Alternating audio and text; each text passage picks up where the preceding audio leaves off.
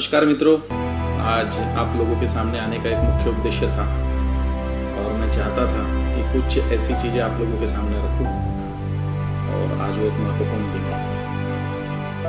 लोग पीछे बड़बड़ा रहे हैं, लगता है हम सही रास्ते जा रहे हैं। लोग पीछे बड़बड़ा रहे हैं, लगता है हम सही रास्ते जा रहे हैं।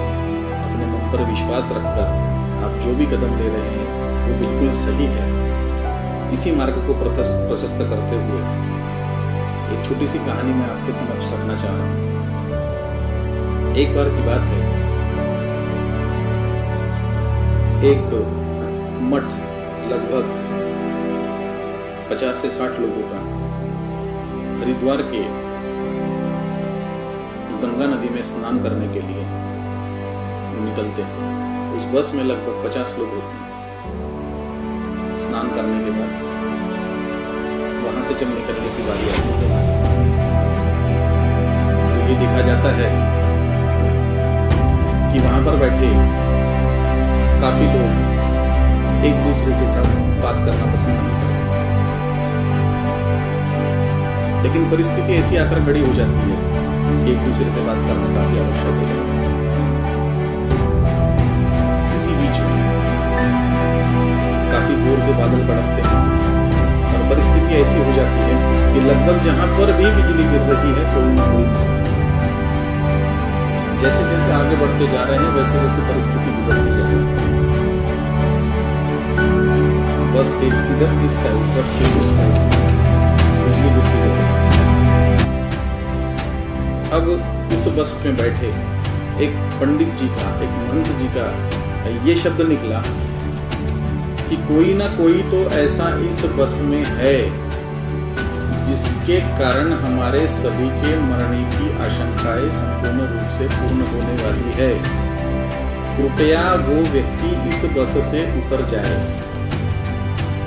ये सोचने के बाद और ये सुनने के बाद सभी 50 लोगों में एक भ्रम सा वातावरण पैदा हो। अब निकाले किसे, किसके वजह से हम सभी लोग मरने वाले हैं, ये तो स्थिति किसी को पता नहीं थी, लेकिन मरना तो तय था। ऐसा पंडित जी को सुनने के बाद सभी के मन में बात आई तो एक निष्कर्ष निकाला गया, बस को रोका गया। उस घोर बादलों को, जो इतनी जोर से बिजलियां कड़कड़ा रही थी, उन बिजलियों को झेलने के लिए लोगों ने एक प्रण लिया कि इस बस को रोका जाए। एक एक व्यक्ति उस सामने वाले पेड़ को हाथ लगाकर वापस बस में आके जो बैठेगा वो व्यक्ति दोषी नहीं है ऐसा माना जाए। लगभग वैसे ही हुआ। पहले बस का ड्राइवर जाके बस से उतर के पेड़ को टच करके आता है, देखता है तो बिजली नहीं कड़कती। कंडक्टर जाके आता है। लगभग ऐसे 48 लोग उस बस से उतरकर पेड़ को हाथ लगा के वापस बैठ गए बस में। एक पति पत्नी लास्ट में इस परिस्थिति में आके खड़े हो जाते हैं कि सभी लोगों की भावनाएं ऐसी हो जाती है कि ये वो दो ही लोग हैं, ये वो परिवार है जिनके कारण हमारे मरने की शंका 100% है। तो महंत बोलते हैं कि आप बस से उतर जाइए, आपके वजह से हमारा मरना तय है। तब उसमें से पत्नी बोलती है कि हे महंत, आप सभी ने तो पेड़ को वापस हाथ लगा करके बस में आकर बैठ चुके हैं, क्यों ना हमें भी यह एक चांस मिले, हम भी उस पेड़ को हाथ लगाकर बस में बैठना चाहते हैं।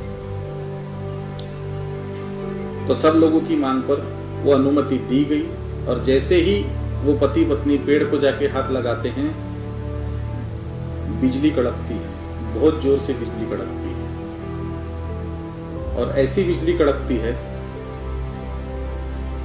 कि जब वो पति पत्नी देखते हैं तो वो बस के ऊपर गिरी होती है और पूरे 48 लोग उसमें धराशायी और मरे होते हैं। तो इससे एक बात जरूर समझ में आती है कि किसी के वजह से आपकी अगर जिंदगी बन रही है तो उस पर अविश्वास न करें। इसलिए मैंने पहले ही कहा था कि लोग पीछे बड़बड़ा रहे हैं, लगता है हम सही रास्ते जा रहे हैं। आप बिल्कुल सही रास्ते जा रहे थे, लेकिन एक महंत ने आप सभी के मन को इस तरीके से विचलित कर दिया, जिसके वजह से आज 48 लोगों को अपनी जान गंवानी बैठी। सो मैं आप सभी से विनती करता हूं कि इस प्रकार के भ्रम में कभी ना रहे। जो आपको अच्छा लगता है वो जरूर करें, अपने मन की और अपने दिल की सुनकर आगे बढ़े। क्योंकि ये बात भी तय है कि अगर किसी के माध्यम से कोई चीज खराब हो रही है, तो ये भी उतना ही बड़ा सत्य है कि किसी के माध्यम से वो चीज काफी अच्छी हो सकती थी, तो सभी लोग बच सकते थे। बात विश्वास और अविश्वास की थी। अगर अच्छा हो रहा है तो आपको प्यार मिले, और अच्छा नहीं हो रहा है तो उस पर अविश्वास करें। ऐसी संभावनाओं से बचे रहे और मानवता को प्रेम करते हुए आने वाले नए जनरेशन के साथ एक नई कहानी तैयार करें और अपने मार्गों को प्रशस्त करें। इस कहानी से हमको यही सीख मिलती है कि सिर्फ और सिर्फ मानवीय स्वभाव को प्रेम करके और विश्वास करके ही हम बहुत सी चीज़ें कमा सकते हैं। सो विश्वास संपादन करें और आगे बढ़ें।